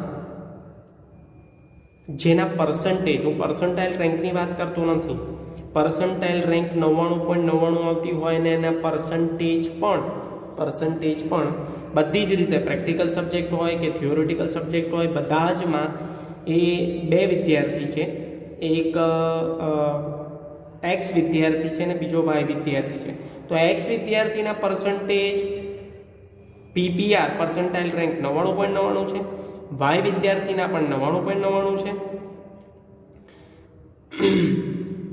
એના પર્સન્ટેજ જો કાઢીએ તો એક્સ વિદ્યાર્થીના 89 થાય છે, વાય વિદ્યાર્થીના પણ 89 થાય છે, .89. ત્યારે બોર્ડ એમને સપોઝ સમજો કે બરોડામાં એમનો 10મો ક્રમ આવતો હોય, સપોઝ એક્ઝામ્પલ, તો બંનેને 10મો ક્રમ આપવો પડે. એવું ના કરાય કે એકને 9મો નંબર અપાય ને બીજાને 10મો નંબર અપાય, કાં તો એકને 10મો નંબર અપાય ને બીજાને 11મો, એવું ના કરાય. એટલે જ્યારે સ્કૂલની પણ પરીક્ષા તમારી લેવાય ને જો પર્સન્ટેજ એક જ 2 વિદ્યાર્થીના એક સરખા પર્સન્ટેજ આવે તો એને એક સરખો નંબર આપવો પડે છે, ક્રમાંક. તો અહીંયા 5 5 અને 5. હવે 3000 પછી ધ્યાન રાખજો, હવે બહુ અગત્યનું છે. તમે કેટલા ક્રમ આપ્યા? 4 5 અને 6 નો ક્રમ અપાઈ ગયો, બરાબર? હવે તમારે કયો ક્રમ આપવાનો છે? 7 નંબર, કારણ કે 6 5 અને 4 નો ઉપયોગ થઈ ગયો છે 5 સ્વરૂપે. એટલે હવે તમારે ક્રમ કયો આપવાનો? નેક્સ્ટ ડેટાને 7. પણ હવે 3000 થી ઓછો તો 2900, એને આપીશું 7, સોરી 2950 ને 7 આપીશું. જો મારી ભૂલ થઈ છે, 2950 3000 પછીનો ડેટા છે. અહીંયા 2900 ને 8 આપીશું અને 2800 ને 9 આપીશું. અહીંયા વેરીફાઈ કરો, n બરાબર 9 જોડે મેચ થવું જોઈએ. દરેક સંજોગોમાં નહીં થાય પણ કેટલાક સંજોગોમાં થશે. હવે આપણે વાય વેરિયેબલને નંબર આપવાનો છે, ક્રમ આપવાનો છે ry સ્વરૂપે. તો સૌથી મોટો ડેટા કયો છે? 3250. એને આપો 1 નંબર. રિપીટ નથી થતો એ ધ્યાનમાં લેવાનું તમારે. પછી એના પછીનો નાનો ડેટા 3000 3000 2 વખત છે, તો અહીંયા કેલ્ક્યુલેશન એનું પણ કરું છું. અહીંયા એનો નંબર કયો આવે? 2 + 3. અને કેટલી વખત પુનરાવર્તન થાય છે? 2 વખત. તો ભાગ્યા 2. તો અહીંયા 2 + 3 બીજો અને ત્રીજો નંબર આવે છે ક્રમાનુસાર 5 ભાગ્યા 2 એટલે કોમન કયો નંબર અપાય? 2.5. તો અહીંયા લખીએ 2.5 2.5. હવે આગળ હવે ક્રમાનુસાર કયો નંબર આપવાનો છે? આપણે 4, કારણ કે 2 અને 3 નો ઉપયોગ થઈ ગયો છે. તો અહીંયા આપીશું 4 કોણે નંબર આપીશું? 2904. પછી 2805 2706. હવે મિત્રો ધ્યાન રાખજો 2600 2 વખત આપે છે, તો ક્રમાનુસાર આપણો નંબર કયો આવે છે? 6. પછી 7 + 8 ભાગ્યા 2 એટલે 7 + 8 કરીએ એટલે 15 થાય, ભાગ્યા 2 કરીએ એટલે 7.5. અથવા તમે એવું પણ કરી શકો 7 અને 8 ની વચ્ચે શું આવે? 7.5. તો બંનેને નંબર આપી દો 7.5 7.5. અહીંયા હું અલગ અલગ ડિઝાઇન કરી દઉં છું. 3000 3000 2600 એટલે ખબર પડે કે જે રિપીટ થતા હોય એને ટીક માર્ક કરી દેવાનું. એટલે CF નું જ્યારે કોષ્ટક બનાવો ત્યારે તમને આઈડેન્ટિફાઈ કરવામાં સરળતા રહે. હવે 7.5 પછી કયો નંબર આપવાનો છે? 2550 છેલ્લો ડેટા. જો મિત્રો એને 8 નંબર નથી આપવાનો, કારણ કે 7 અને 8 નો ઉપયોગ થઈ ગયો છે. એને આપવાનો છે 9 નંબર. તો અહીંયા 9 નંબર વેરીફાઈ થાય છે. બરાબર છે. હવે આપણે શોધવાનું છે બહુ અગત્યનું. અહીંયા આ રફ કેલ્ક્યુલેશન મેં કર્યું છે, એને હું ભૂસી નાખું છું મિત્રો.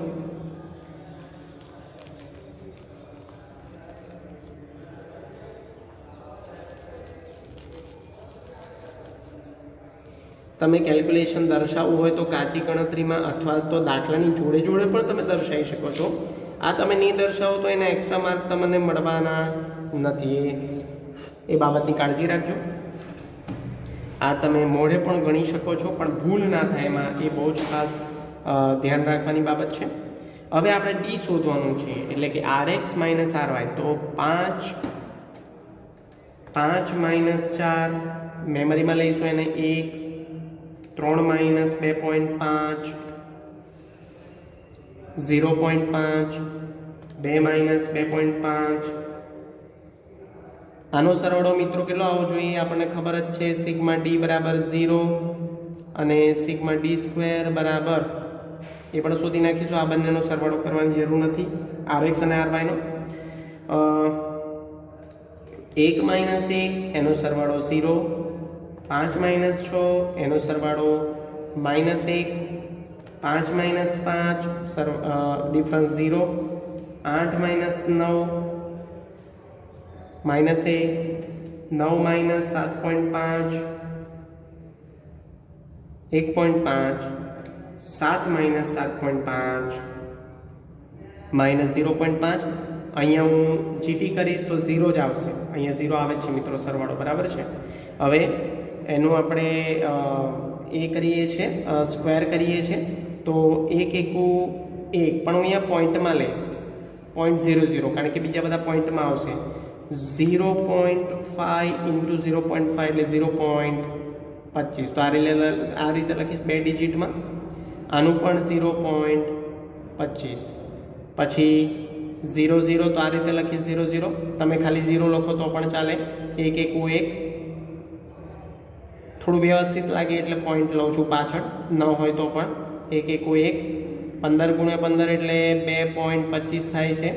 એનો સરવાળો અહીં કરી જોઈએ. 1.5 × 1.5 એટલે 2.25 અને 0.5 × 0.5 એટલે 0.25. બધા સરવાળા માઇનસ પ્લસ થઈ જાય છે. સિગ્મા ડી સ્ક્વેર એનો આન્સર આવશે 0.25 પ્લસ 2.25 પ્લસ 1 પ્લસ 1 0.25 0.25 અને 1 એટલે આવશે 6. મિત્રો અહીંયા 6 આન્સર આવે છે સિગ્મા ડી સ્ક્વેર. ધ્યાન રાખજો સિગ્મા ડી સ્ક્વેર પણ 6 આવે છે અને સૂત્રમાં પણ 6 આવશે, પણ કન્ફ્યુઝન ઊભું ના કરતા. હવે મિત્રો સૂત્ર તો આપણે અહીંયા લખી દઈએ છીએ, ચલો R ઇઝ ઇક્વલ ટુ, આ પેજ ફાટી ગયું છે એટલે અહીંયા હું સૂત્ર નથી લખતો, 1 - 6 પણ આ પુનરાવર્તિત થાય છે એટલે કૌંસમાં sigma D square plus CF upon n કૌંસમાં n સ્ક્વેર માઇનસ 1. હવે આપણે અહીંયા લખવાનું છે કે પુનરાવર્તિત ચલ, તો પહેલા જોવાનું કે x વેરિયેબલમાં કયો ચલ પુનરાવર્તિત થાય છે, તો 3000. અહીંયા મેં જો રાઈટ ક્લિક કર્યું છે 3000 પર, તો અહીંયા હું લખી દઉં 3000. આ 3000 કેટલી વખત પુનરાવર્તન થાય છે એમ કહીએ છીએ આપણે એને. ચલ જેટલી વખત પુનરાવર્તન પામે તે સંખ્યા, જેને આપણે m સ્વરૂપે ઓળખીએ છીએ, રિપીટેશન. તો કેટલી વખત પુનરાવર્તન થાય છે? 3 વખત. પણ મિત્રો ધ્યાન રાખજો, અત્યારે તમે x વેરિયેબલમાં જોઈ રહ્યા છો, y વેરિયેબલમાં તમારે 3000 ને જોવાના નથી. બાકી આમ જોવા જાવ તો 3000 3000 3000 3000 3000 5 વખત પુનરાવર્તન થાય છે, પણ x વેરિયેબલમાં 3 વખત અને y વેરિયેબલનું કેલ્ક્યુલેશન અલગ દર્શાવવાનું છે. હવે ખૂબ જ ધ્યાનથી આ ગણતરી સૂત્ર પ્રમાણે જઈએ તો m 3 ની 3 ઘાત, 3 ઘાત બધાની કોમન આવશે, -3 છેદમાં 12, 3 ની 3 ઘાત એટલે 3 તરી 9 તરી 27 -3 છેદમાં 12 એટલે કેટલા આવે? 24/12 બરાબર 0.5. મિત્રો આ બધી ગણતરી નહીં દર્શાવો, ખાલી આટલું લખશો 3 ની 3 ઘાત -3 છેદમાં 12 અને ડાયરેક્ટ 0.5 લખશો તો પણ ચાલશે. પણ તમે કન્ફ્યુઝ ના થાઓ એટલે મેં ગણતરી દર્શાવી છે, જેમાં હું લાલ બોક્સમાં જવાબ દર્શાવું છું, જેનો આપણે સરવાળો કરવાનો છે. એ સરવાળા સ્વરૂપે આપણને CF મળશે, બરાબર?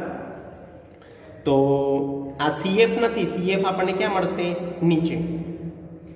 ફરી હવે મિત્રો x વેરિયેબલમાં કોઈ રિપીટેડ થાય છે નહીં, તો પહેલા x વેરિયેબલનું સોલ્યુશન કરી દેવાનું. હવે y વેરિયેબલમાં બે ડેટા રિપીટ થાય છે, પહેલા 3000, તો અહીંયા y વેરિયેબલમાં 3000 રિપીટેશન થાય છે. કેટલી વખત? 2 વખત. જો તમે ધ્યાનથી 3000 3000 2 વખત એનું કેલ્ક્યુલેશન કરીએ તો m ની 3 ઘાત. હવે ધ્યાન રાખજો, કેટલા વિદ્યાર્થીઓ શું કરે છે, આ 3 ની 3 ઘાત કરીને એટલે ભૂલથી અહીંયા શું કરી દે, 2 ની 2 ઘાત કરી દે. 2 ની 2 ઘાત નથી, અહીંયા 3 ઘાત કમ્પલસરી છે બધાની, બરાબર? એટલે 2 ની 3 ઘાત -2 છેદમાં 12, 2 ની 3 ઘાત એટલે 8 -2 છેદમાં 12, 6 ના છેદમાં 12 એટલે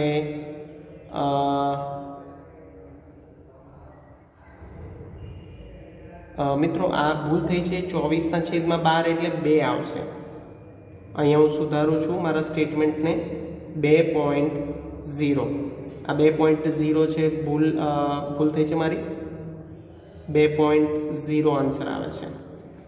ફરી એક વખત 24 ના છેદમાં 12 2 જવાબ આવે છે, અને 6 ના છેદમાં 12 એ આવે છે 0.5. તો જો મિત્રો મારી પણ ભૂલ થઈ શકે છે, બરાબર છે, એટલે તમે પણ ધ્યાનથી કાળજીપૂર્વક ગણતરી કરજો. હવે y વેરિયેબલના ડેટામાં બીજા પુનરાવર્તિત થાય છે 2600, એટલે પહેલા તમારે લીટી દોર દેવાની છે, કોઈક સાઇન કરી દેવાની છે. 2 વખત રિપીટ થાય છે, 2 ની 3 ઘાત -2 છેદમાં 12 બરાબર 8 -2 છેદમાં 12, 6 ના છેદમાં 12 બરાબર 0.5. હવે આનો સરવાળો કરીએ. હવે કોઈ રિપીટેડ થાય છે નહીં, તો આપણે પહેલાં જોઈ લીધું છે, તો આનો સરવાળો કેટલો થાય? કુલ આપણે અહીંયા લખીએ ટોટલ, એને આપણે આ સરવાળાને આપણે કહીશું CF સિગ્મા. તો કેટલા થાય છે? 3. 0.5 0.5 અને 2 એટલે 3 થઈ ગયા ને.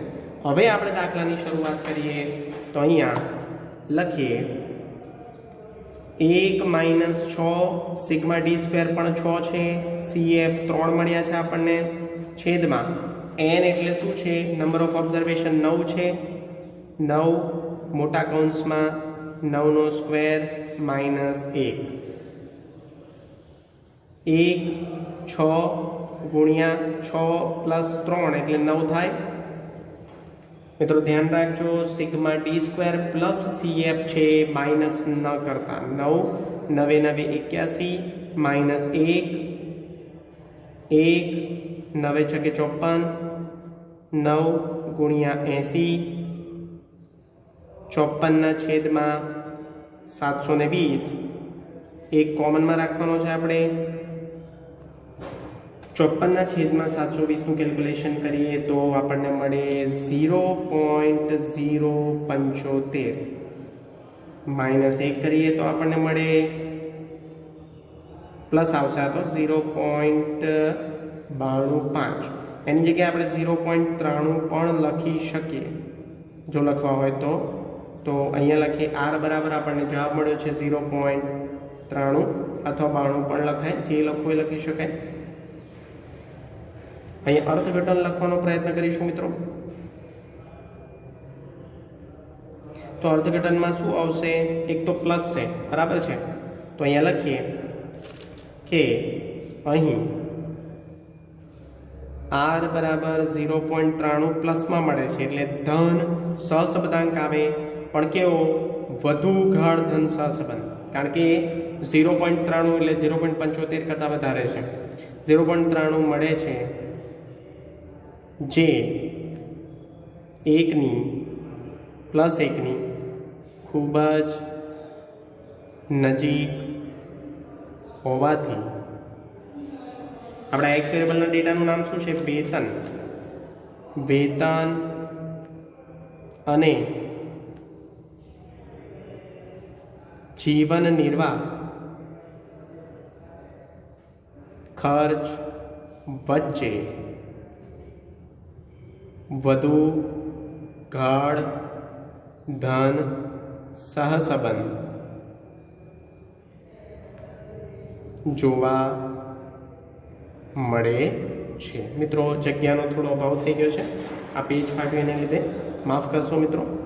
વધુ ગાઢ ધન સહસંબંધ એ આપણો મેઇન જવાબ છે. એ જ પરીક્ષામાં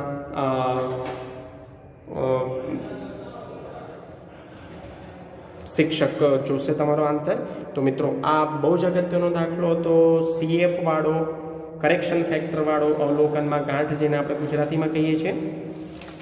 તો પ્રક્રિયા તમે જોઈ. આવો જ એક દાખલો આપણે જોઈએ માઇનસ પ્લસમાં, જ્યાં આપણને કન્ફ્યુઝન ઊભો થાય, જે સૌથી અઘરો દાખલો છે. આમાં તો બધા ડેટા આપણને કેવા આપ્યા છે? પ્લસમાં. જુઓ તમને. પણ હવે જે હું દાખલો ગણવા જઈ રહ્યો છું, જે દાખલા નંબર 25 છે, CF વાળો દાખલો છે. અહીંયા હું લખી દઉં છું પહેલેથી કે પુનરાવર્તન થાય છે. પુનરાવર્તન થાય છે એટલે CF આવે છે, પણ અહીંયા માઇનસ અને પ્લસમાં બહુ કન્ફ્યુઝન છે, એટલે બહુ જ ધ્યાનથી પહેલાં જ હું અહીંયા લખી દઈએ છીએ આપણે. મિત્રો ખૂબ જ ધ્યાન રાખજો. હવે હું CFનું છે ને કેલ્ક્યુલેશન જોડે જોડે કરતો જઈશ. તો શરૂ કરીએ છીએ. પહેલાં દાખલો વાંચી લઈએ. બે ચલ એક્સ અને વાયની નીચેની માહિતીનો ઉપયોગ કરી સ્પીયરમેનનો ક્રમાંક સહસંબંધાંક શોધો. એક્સ વેરિયેબલના ડેટા જોઈ લો કેટલા આપ્યા છે?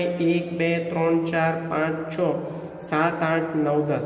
n બરાબર 10. વાય વેરિયેબલના ડેટા બી 10 આપ્યા છે.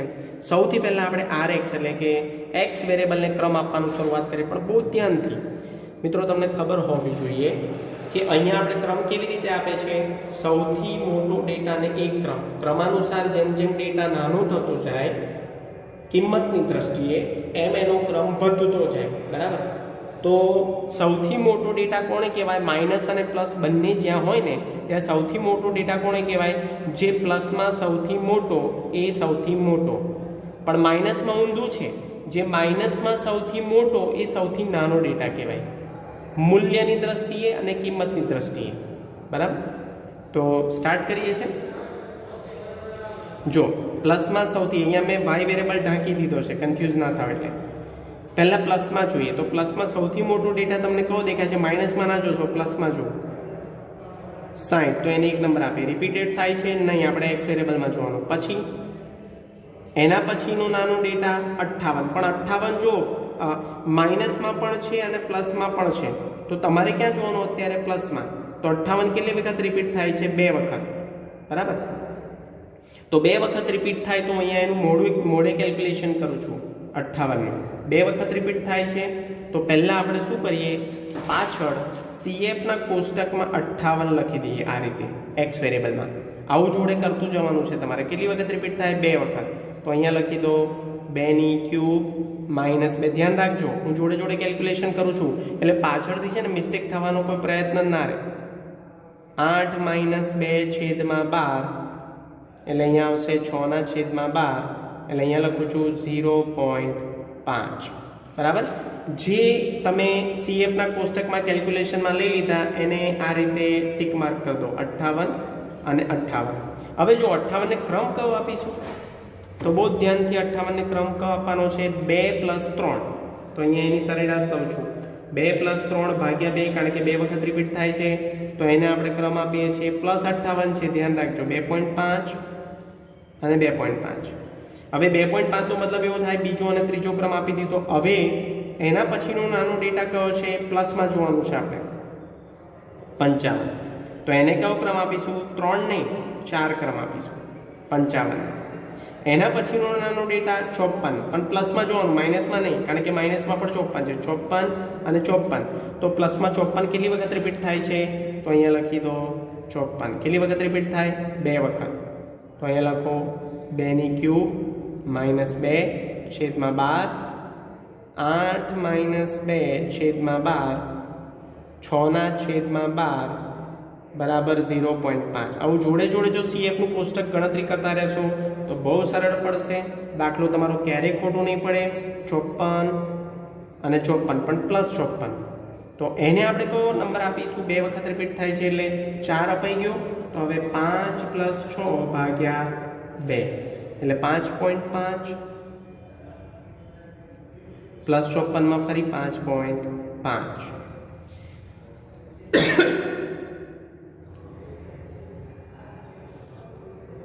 5.5 નો મતલબ એવો થાય કે 6 અને 5 બંને નંબર અપાઈ ગયા. હવે 7 નંબર આવશે. પણ હવે ધ્યાન રાખો કોઈ જગ્યાએ તમને એક્સ વેરિયેબલમાં તમને અત્યારે જોવા મળે છે પ્લસમાં ડેટા જેનો નંબર આપવાનો બાકી હોય જો માઇનસમાં. હવે માઇનસમાં જે સૌથી મોટો ડેટા કયો કહેવાય? જે સૌથી નાનો હોય. એટલે જો 58 પણ નાનો ડેટા જુઓ 54 તો -54 મોટા કે -58 મોટા? તો -54 મોટા. માઇનસમાં ઋણ કિંમતો જેટલી મોટી એટલી નાની કહેવાય ને ઋણ કિંમતો જેટલી નાની 0ની નજીક આવે એ મોટી કહેવાય. તો અહીંયા -54 કેટલી વખત છે? 1 2 ને 3 વખત. તો આપણે અહીંયા પહેલા લખી દઈએ -54 કેટલી વખત છે? 3 વખત. અહીંયા લખીએ 3/3 -3. ધ્યાન રાખજો એમ લખો છો તમે અહીંયા /12. 3/3 એટલે 3 × 9 = 27 -3/12 એટલે આવશે 24/12 એટલે અહીંયા આવશે 2.0 તો 24. બરાબર. હવે આને નંબર કયો આપવાનો છે? ક્રમાનુસાર 5.5 છેલ્લે આપ્યો એટલે 6 પણ આવી ગયો ને 5 પણ આવી ગયો એટલે 7 + 8 + 9 ભાગ્યા 3 એટલે બધાને 8 નંબર આપવાનો છે. -54 ને 8 અને 8 એટલે 7 8 અને 9 આપી દીધા. હવે 10 નંબર છેલ્લે કોને આપીશું? -58 ને. તો એને આપી દઈએ 10 નંબર કારણ કે -58 કોઈ જગ્યાએ રિપીટ થતા નથી. બરાબર. આ વેરીફાઈ થાય છે 10 યસ ઓકે. હવે આપણે જોવાનું છે વાય વેરિયેબલમાં. તો વાય વેરિયેબલમાં પ્લસમાં જે સૌથી મોટો ડેટા એને ધ્યાનમાં લેવાના છે. પ્લસમાં કયો ડેટા સૌથી મોટો છે? જુઓ અહીંયા ધ્યાનથી જોવાનું છે.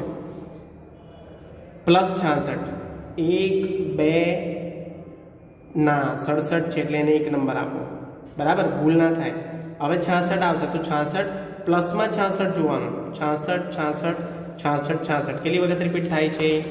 4 વખત. તો અહીંયા લખું +66 4 વખત રિપીટ થાય એટલે 4/3 હા કે 4/4 નથી કરવાની આપણે. -4/12 4 તારી 4 ચોક 16 ચોક 64 -4/12 60/12 બરાબર 5.0. બહુ જ ધ્યાનથી 1 નંબર આપી દીધો. હવે 66 4 વખત રિપીટ થાય છે એટલે 4 નંબર આપવા પડે ક્રમાનુસાર 2 3 4 અને 5 છેદમાં 4 કારણ કે 4 વખત રિપીટ થાય છે એટલે કયો નંબર આપીશું દરેકને 3.5 3.5 3.5 અને 3.5 પ્લસ 66 નંબર આપે છે મિત્રો, ધ્યાનથી સમજો. હવે 66 પછીનો ડેટા કયો આવે છે 65, પણ 65 કેવો જોવાનો આપણે પ્લસમાં, તો પ્લસમાં કોઈ જગ્યાએ 65 રિપીટ થાય છે ના, આ તો માઇનસમાં છે બંને 65 એટલે એને ધ્યાનમાં લેવાનું નહીં. હવે 3.5 જે નંબર આપ્યો ને એમાં કયા કયા નંબર આવી ગયા 2 3 4 અને 5. હવે આને નંબર આપવાનો 6. 65 પછીનો નાનો નંબર કયો છે, પ્લસમાં કોઈ છે બાકી રહે છે ના, હવે બધા માઇનસમાં છે. તો માઇનસમાં હવે તમારે કયો નંબર જોવાનો જે સૌથી નાનો હોય, તો માઇનસમાં સૌથી નાનો કયો છે 65 -65. તો પાછળ લખી દો -65 કેટલી વખત રિપીટ થાય છે 2 વખત. 2 ની ક્યુબ -2 છેદમાં 12 8 -2 છેદમાં 12 6 ના છેદમાં 12 એટલે આવશે 0.5. તો મિત્રો આને નંબર આપીશું આપણે 6 નંબર સુધીને આપી દીધા છે એટલે 2 વખત રિપીટ થાય છે એટલે 7 + 8 ભાગ્યા 2 એટલે આને નંબર આપીશું 7.5. -65 પર આપણે કોન્સન્ટ્રેશન કરવાનું છે, અહીંયા હું ઢાંકી દઉં છું.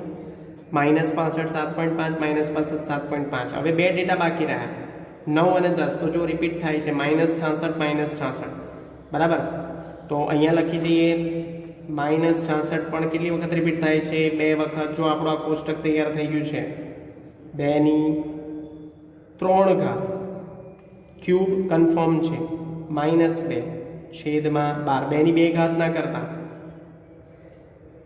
અહીંયા આવશે 8 - 2 છેદમાં 12 બરાબર 6 ના છેદમાં 12 બરાબર 0.5. આ બધાને હું રેડ બોક્સમાં દર્શાવી દઉં છું, જવાબ છે એટલા માટે.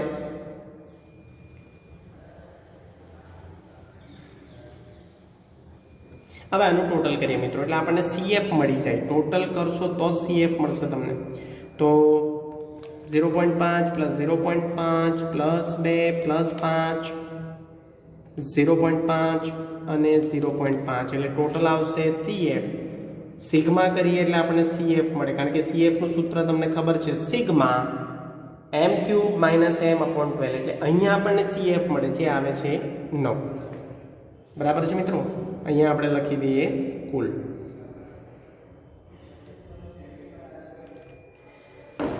હવે મિત્રો અહીંયા આપણે લખવાનું ભૂલી ગયા છે -66 ને આપણે નંબર આપવાનો છે 9 અને 10 નું સરેરાશ ભાગ્યા 2 એટલે અહીંયા લખીશું 9.5 અને અહીંયા લખીશું 9.5. જો મિત્રો અહીંયા 10 નથી વેરીફાઈ થતા, અહીંયા 10 વેરીફાઈ થાય છે પણ અહીંયા આ કોલમમાં RYમાં નહીં થતા. કેમ?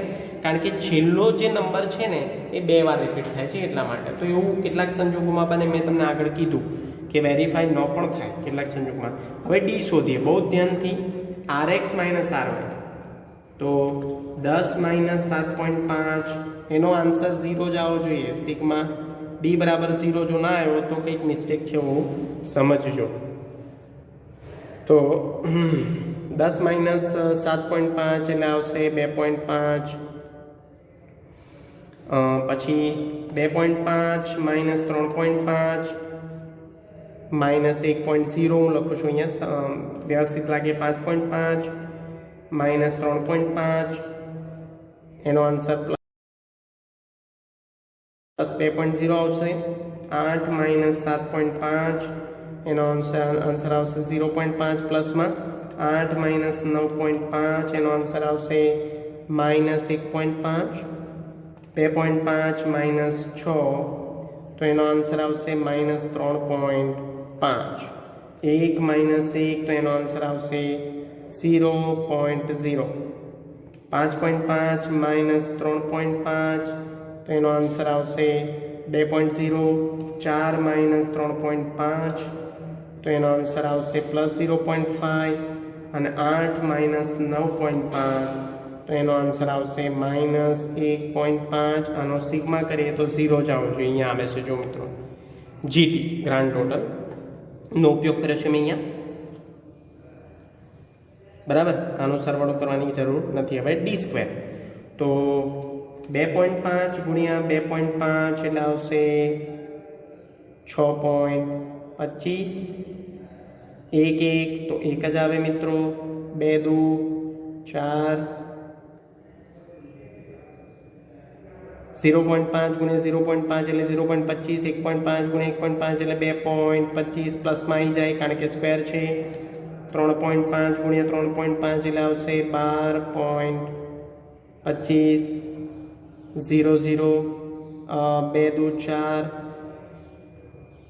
પછી 0 0.25 અને 2.25. સરવાળો કરીએ મિત્રો. 2.25 plus 0.25 plus 4 plus 12.25 plus 2.25 plus 0.25 plus 4 plus 1 6.25 એટલે આવશે 32.50. Sigma d². આમાં પણ ઉતાવળ કરવાની જરૂર નથી કારણ કે કોઈ જો સરવાળો કરવાનું તમે ભૂલી ગયા એટલે હું કહું છું કે જીટીનો ઉપયોગ વધારે કરવો, જેમાં ભૂલ થવાની શક્યતા 0.001% હોય છે. 32.5 સિગ્મા d². હવે આપણે ગણતરી કરીશું મિત્રો. તો r બરાબર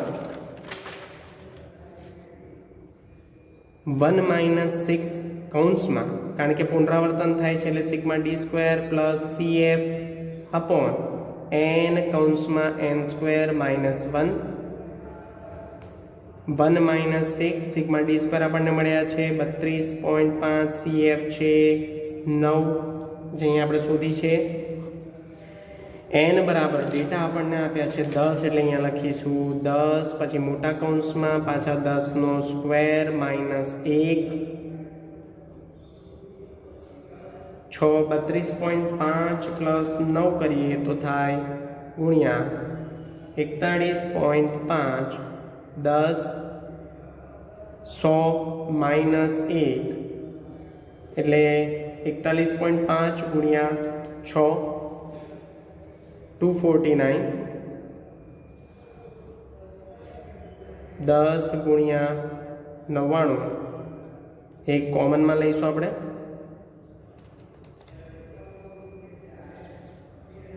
249 ના છેદમાં 990. 10 જોડે ગુણાકાર કરીએ તો 1 249 ના છેદમાં 990 તો આવશે 0.25.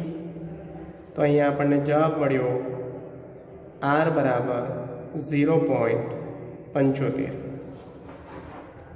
બરાબર મિત્રો. તો અહીંયા 0.75 પ્લસમાં આન્સર આપણને મળે છે એટલે અહીંયા હું શોર્ટમાં લખું છું. કેવો સહસંબંધ જોવા મળે?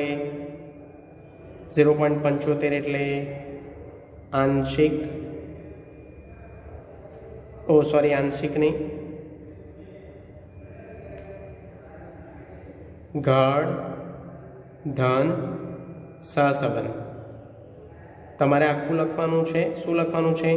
r બરાબર 0.75 મળે છે જે 1ની નજીક હોવાથી x અને y ચલના ડેટા વચ્ચે ગઢ ધન સહસંબંધ જોવા મળે છે. કારણ કે 0.75 છે એટલા માટે. જો 0.76 હોત તો આપણે લખત વધુ ગઢ ધન સહસંબંધ જોવા મળે છે. તો મિત્રો અહીંયા પ્રોફેસર ચાર્લ્સ સ્પીયરમેનની ક્રમાંક સહસંબંધાંકની રીતના ટોટલ આપણે 5 દાખલા જોયા. અલગ અલગ પ્રકારના પુનરાવર્તન થાય ત્યારે, પુનરાવર્તન ન થાય ત્યારે, ક્રમ આપેલા હોય ત્યારે, ક્રમ આપવાના હોય ત્યારે 4 અલગ અલગ રીતના આપણે દાખલા જોયા. તો મિત્રો અહીંયા સેશન નંબર 6 આપણે પૂર્ણ કરીએ છીએ. હવે સેશન નંબર 7માં મિત્રો કાર્લ પિયર્સનના ટૂંકા દાખલા અને થિયરી, જે આપણી સંપૂર્ણ થિયરી છે, રીત નંબર 2 અને રીત નંબર 3 ને લગતી, એ આપણે જોઈશું. તો મિત્રો આના આધાર પર હવે હું તમને હોમવર્ક આપીશ, જેની માટે હું યોગ્ય સમયગાળો આપીશ હોમવર્ક કરવા માટે. તો મિત્રો સ્ટે હોમ, સ્ટે સેફ. તમે ઘરમાં રહો અને સુરક્ષિત રહો. Thank you so